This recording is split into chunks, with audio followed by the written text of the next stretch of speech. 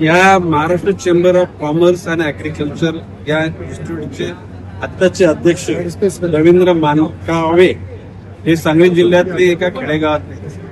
त्यांनी ही जबाबदारी स्वीकारल्यानंतर त्यांच्या मनात आलं की प्रत्येक गावामध्ये एक रुग्णालय झालं पाहिजे आणि ती त्यांनी छंद बाळगलेला आहे आणि मला विश्वास आहे त्याला त्याच्यात यश मिळेल. एकूणच आज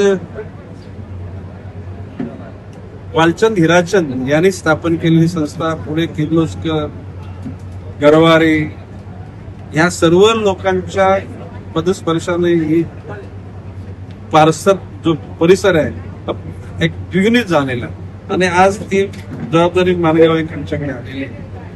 एकूणच ज्या भावनेतून व्यापार उद्योग वाढावा, आता समुद्रापलीकडे आपले याच्यामध्ये त्यांनी महाराष्ट्र म्हणजे मराठी आहे त्यांचं, पण मराठी लोकांमध्ये आता नॉन महाराष्ट्र आले तरी त्यांनी नाकारण्यात जो महाराष्ट्राविषयी अभिमान बाळगतो तो मराठी, बरोबर आहे. आणि अशा सर्व लोकांना सामावून घेऊन एक काम करतात.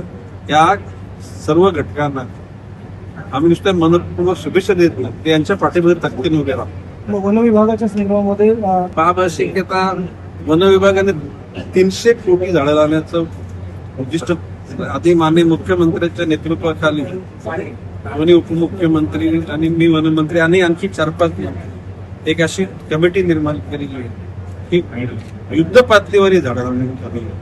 आता एकूण महाराष्ट्राचा विकास हा गतीनं भारतामध्ये 2 जिल्हे अतिशय समृद्ध जिल्हे होणार आहेत. त्यामध्ये गडचिरोली हा माननीय मुख्यमंत्री तिथे पालकमंत्री हा स्टील हब म्हणून देशाचा सेंट्रल डिस्ट्रिक्ट होणार आहे.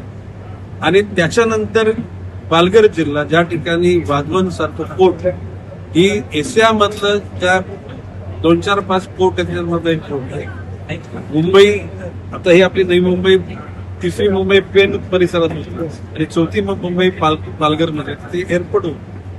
वाधवन सारखं मोठं म्हणजे सी पोर्ट होतं. एकूण समृद्धी महामार्गाचे देशातल्या सर्व रस्त्यांची कनेक्टिव्हिटी तिथे होणार आहे. वन विभागाच्या माध्यमातून 1000 एकर जागेमध्ये ज्याला आपण फर्निचर सेंटर, काही त्या ठिकाणी FDCM स्वतः फॉरेस्ट डिव्हिजन करेल आणि मग काही फर्निचर बनवणाऱ्या उद्योजकांना तिथे जागा दिल्या जाईल, त्याला प्रोत्साहन केलं जाईल. आणि पर्यावरणाच्या अनुषंगानं कार्बन क्रेडिट पण घेण्याचा विचार आहे.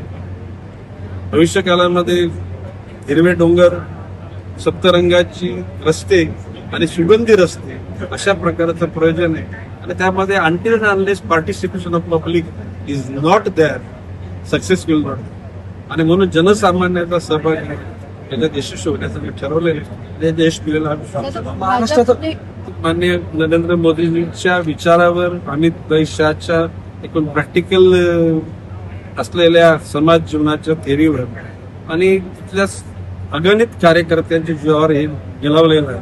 निश्चितपणे सगळ्या जनतेला त्याचा आनंद होईल. महाराष्ट्र एका बाजूला विकास, मी बघाशी म्हटलं होते मोदीजींचा देशाचा जो एक प्रकारचा विकास आहे आणि देशाच्या विकासाबरोबर अन्य विकसनशील देशांना मदत करण्याची धारणा आहे. जगामध्ये शांतता नांदावी त्याची इच्छा आहे आणि भविष्य काळामध्ये हा विचार वाढत जाईल आणि मोदीजींचे विचार देशामध्ये ते देशाच्या बाहेर सुद्धा अप्रिशिएट केले जातील असं विश्वास. पश्चिम बंगाल सरकार अचानक काम करणाऱ्या कार्यकर्त्यांचं आणि ध्येयानं जीवन जगण्याची शैली देणाऱ्या मोदीजींचं आणि अमित शहांचं राहुरी